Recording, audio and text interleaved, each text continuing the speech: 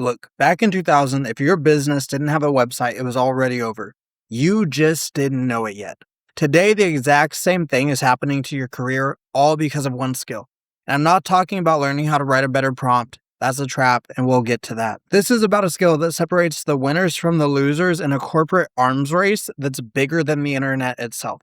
This is about what I call AI neurology. The art of selling with AI, and trust me, it's the only thing that's going to matter in the next decade of your professional life.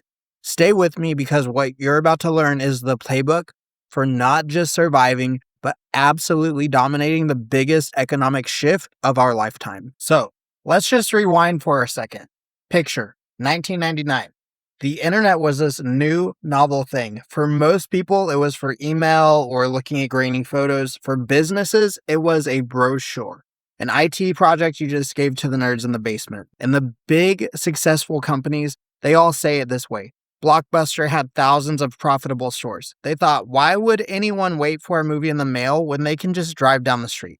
It was an irrelevant curiosity to them. Borders, the bookstore giant, thought their stores were community hubs untouchable by the cold world of online shopping. They were so confident they actually outsourced their online sales to some tiny, no-named company called Amazon. We all know how that ended. It wasn't a slow decline, it was an extinction-level event. These titans didn't fail because they were bad businesses. They failed because they couldn't tell the difference between a fad and a fundamental shift.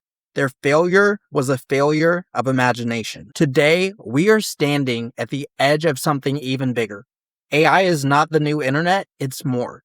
The internet connected information, AI brings it to life. It gives it agency. And just like in 1999, most professionals are making the exact same mistake. They're treating AI like a tool for efficiency, just a way to do the same old stuff a little bit faster. I saw a Deloitte report that said most companies are just chasing productivity gains.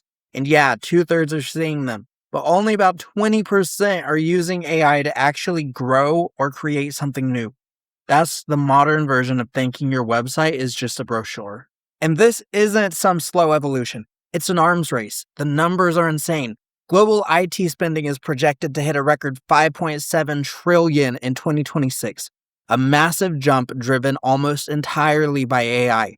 The market's predicted to explode to nearly $2 trillion by 2030.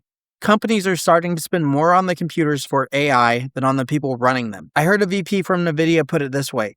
The cost of compute have exceeded the cost of my people. Think about that. For the first time, for some of the biggest companies in the world, the machine is a bigger line item than the person. And this is creating a massive divide. Research I saw from McKinsey shows that the companies really winning with AI are putting over 20% of their digital budgets into it.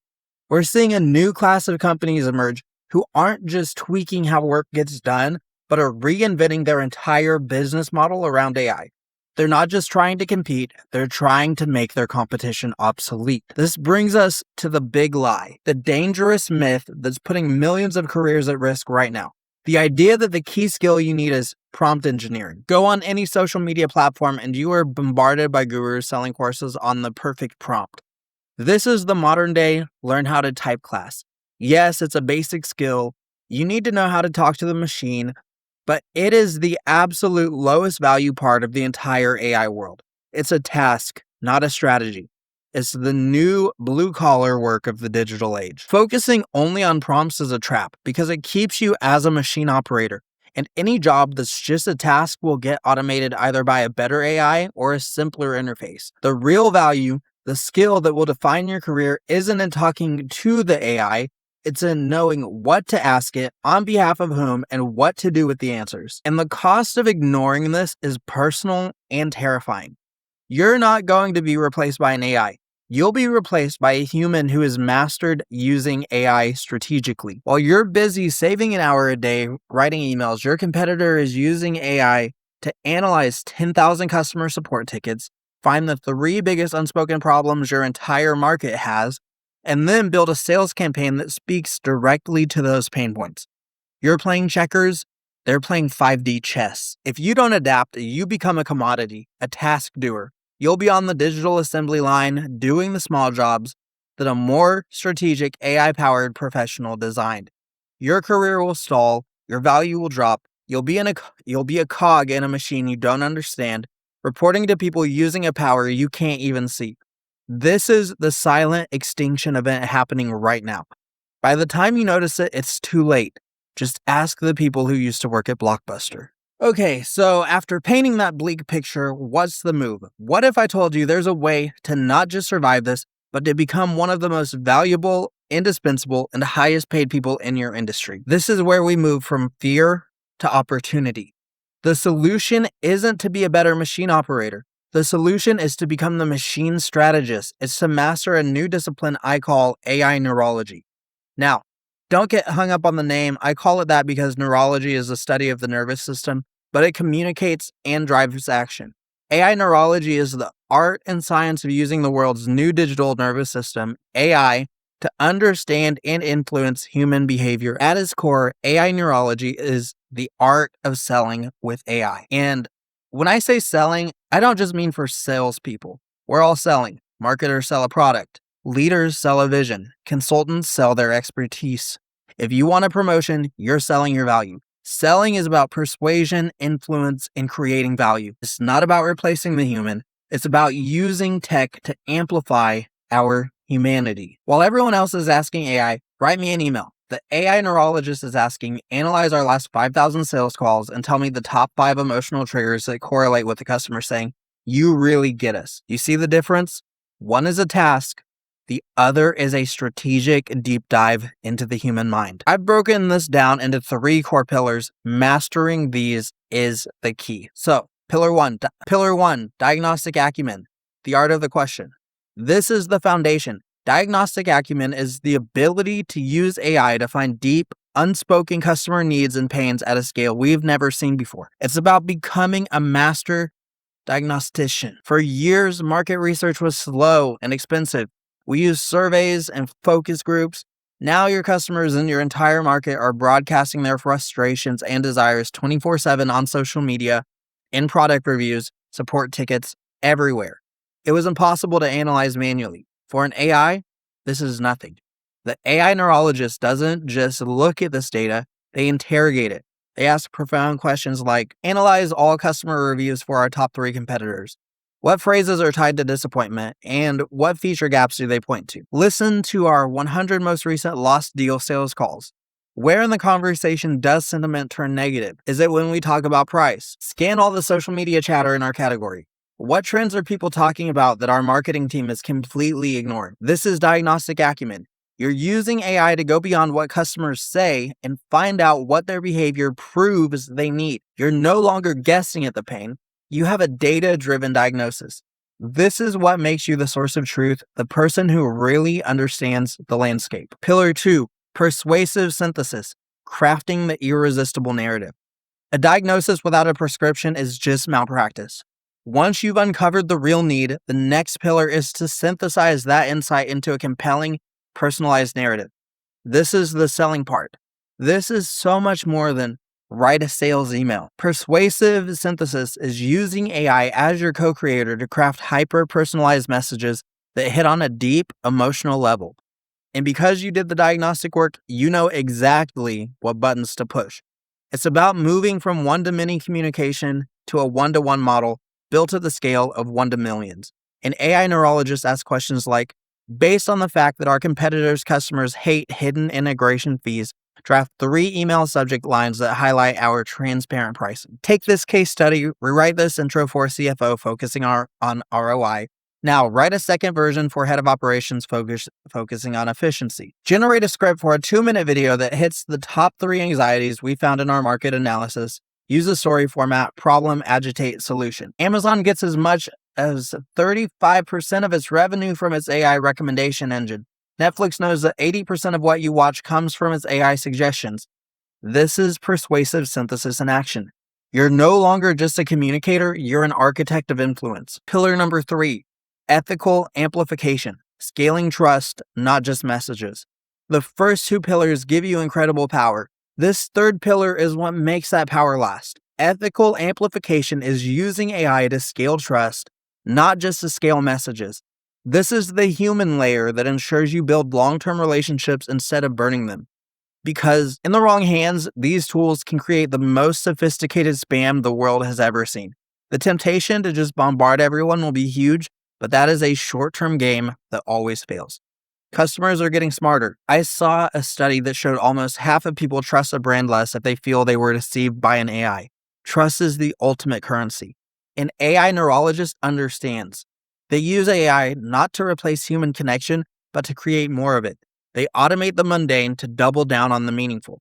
This involves radical transparency, being upfront about using AI. It's not about hiding the bot, it's showing how the bot helps you serve the customer better. The data shows 84% of consumers say they trust AI more if its role was just explained. Human in the loop, knowing exactly when to switch from automation to a real human.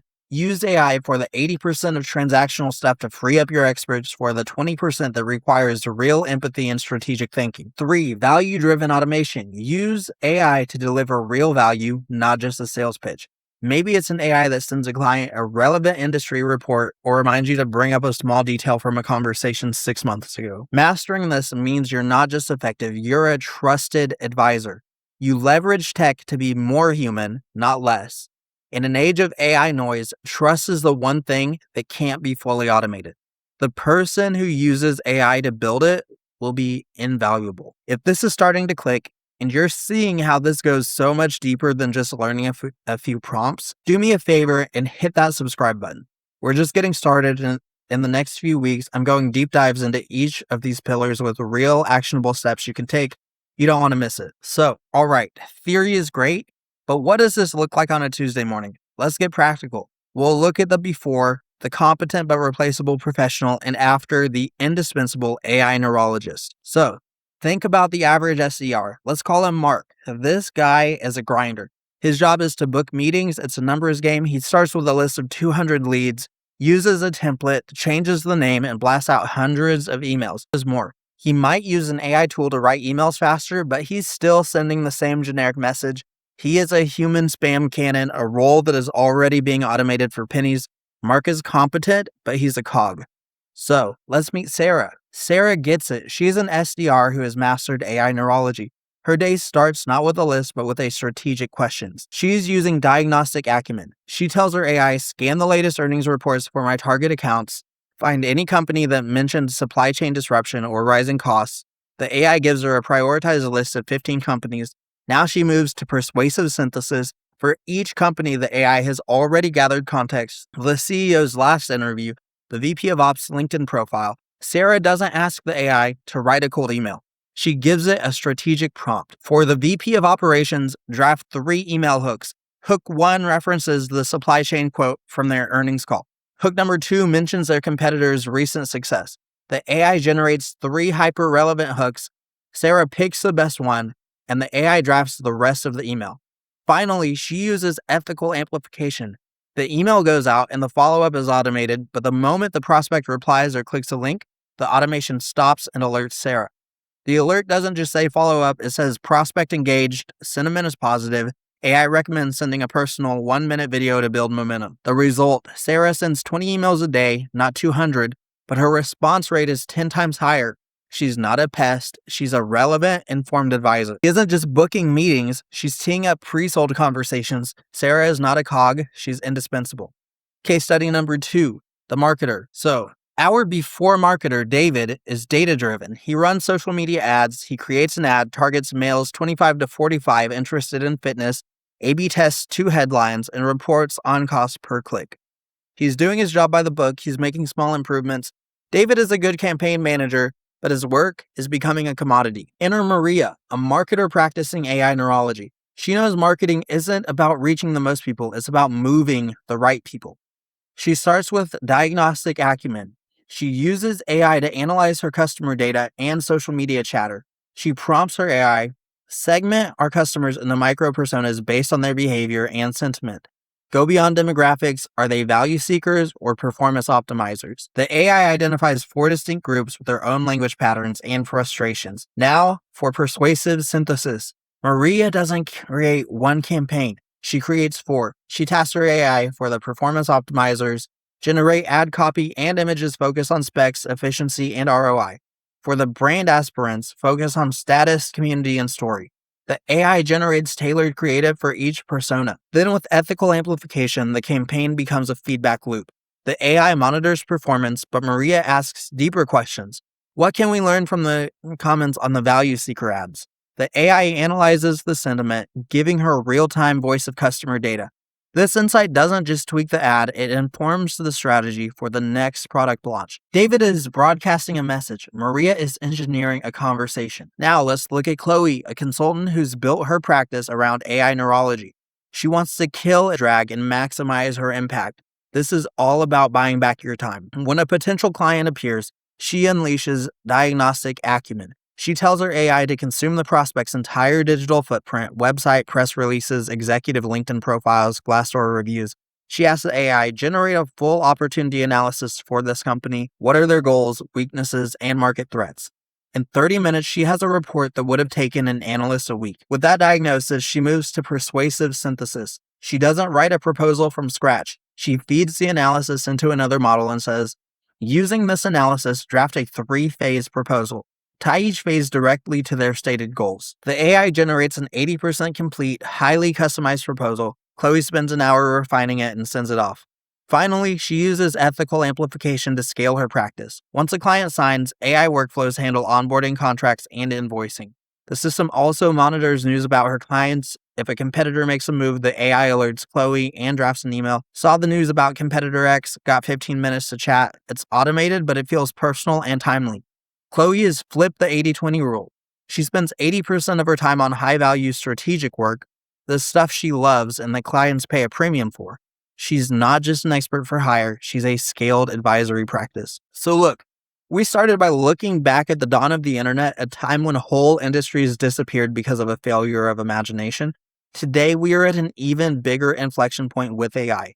The narrative out there is all about fear of being replaced, but that's fundamentally the wrong way to look at it. This isn't a threat, it is the single greatest career opportunity of our generation, but only if you understand the new rules. We've established that the common advice, just get good at prompt engineering, is a trap. It's a low-level skill that keeps you as an operator. The real defensible skill is what we've defined as AI neurology, the art of selling with AI. It's built on 3 pillars. First, diagnostic acumen, using AI to ask deep questions and become a master diagnostician of business problems.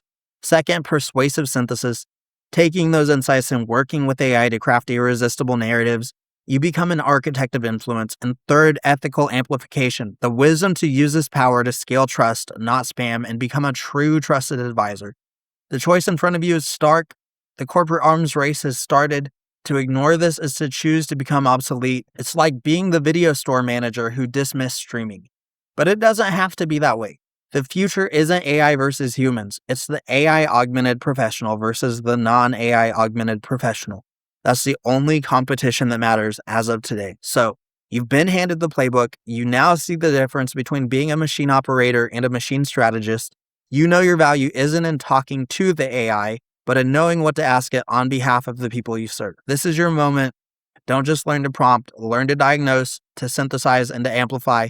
Become an AI neurologist. Because in the economy of tomorrow, your career won't just be enhanced by this one ability, it will depend on it. The arms race is here. The next move is yours. Subscribe to Bank Smartly. I'll see you in the next one.